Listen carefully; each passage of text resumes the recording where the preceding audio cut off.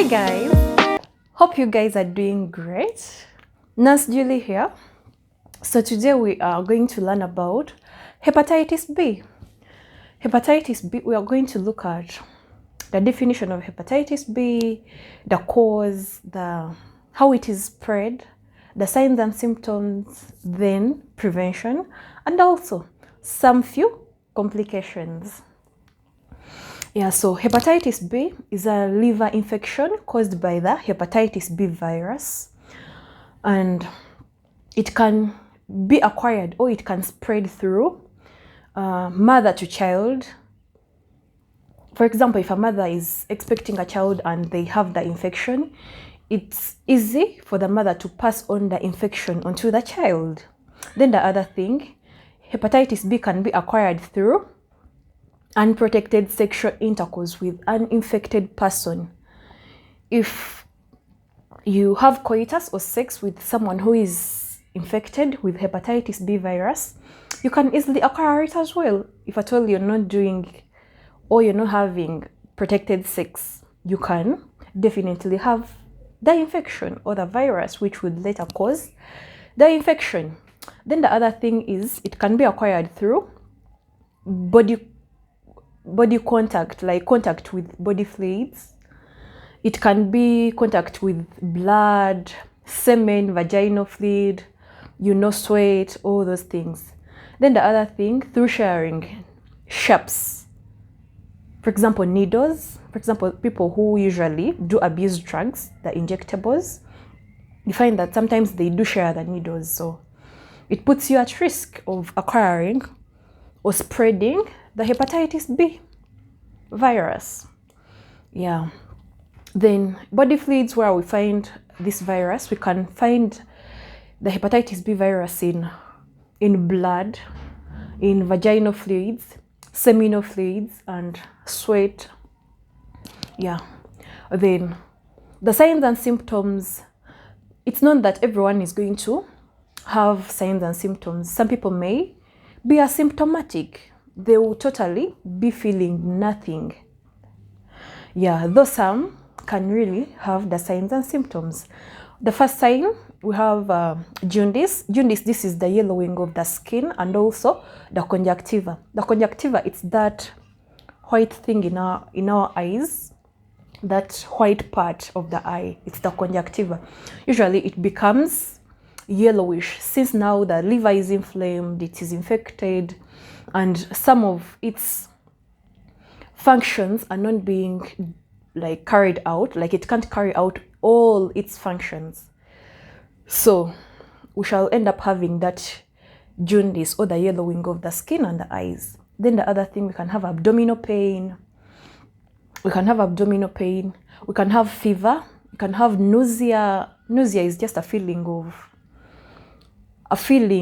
of wanting to vomit. Then we can have the actual vomiting. Yeah, then abdominal pain. Then we also can have hepatomegaly, like the liver will enlarge. On palpation of the liver, you will feel the liver enlarged. Yeah, so those are some of the signs and symptoms of hepatitis B. Then how are we going to prevent hepatitis B?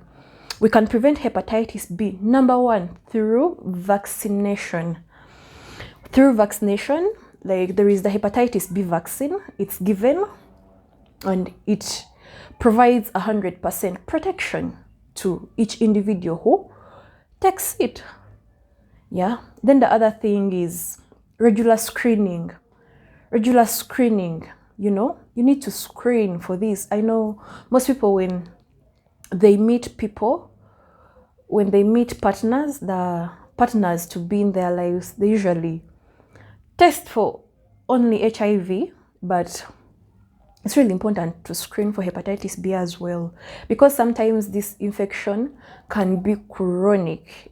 You can have it for a lifetime, so regular screening, you need to be screening. Then there is a need for all expectant mothers to always attend antenatal care, because while at antenatal care, you're screened for various diseases, which include HIV, syphilis, hepatitis B. Those tests are really mandatory, like they are compulsory. They are compulsory. We do them to all expectant mothers. Why are we doing them? In case you're tested and you found that you're having hepatitis B, you're going to get on treatment so that we minimize the chances of you transmitting the hepatitis B to the unborn child. You know? Yeah, so then the other thing, avoid sharing needles and other sharps. Do not share a needle, because you never know, someone might be having the hepatitis B virus in their blood, you know, and you can easily contract it if you're sharing sharps, needles, razor blades, and etc. Then the other thing, we can also prevent hepatitis B by practicing safe sex practices. For example, condom use. Every time you have to have sex, ensure that you're using a condom, because it's going to act as a barrier from the fluids of the female partner and also the fluids of the male partner. That's the seminal fluid and the vaginal fluid, you know, because we said earlier on that the virus can be found in all those fluids, you know. So it's going to act as a barrier, so it will help you prevent hepatitis B. Yeah, right now, like Imavega we used to like immunize hepatitis B in kids. Like it was a combination, like it was a vaccine that contained some bit of hepatitis B vaccine. That was DPT Hep B Hib, you know, we used to give it. But this time round, the Ministry of Health and the World Health Organization, they introduced it to the newborns, where they actually get the hepatitis B vaccine at birth. Like it's given from 0 to 24 hours.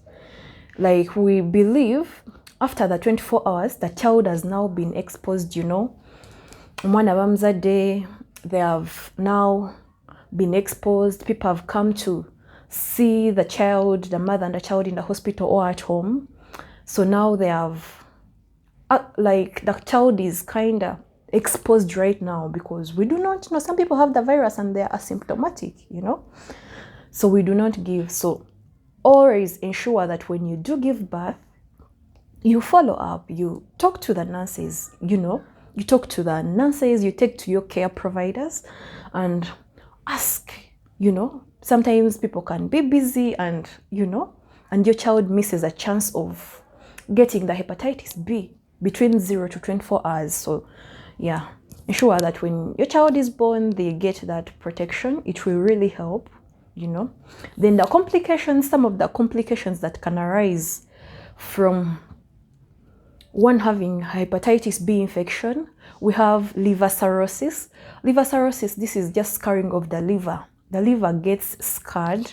Remember, when the infection is there, the liver gets inflamed. A lot of its functions are really diminished. Like it can't perform all its functions.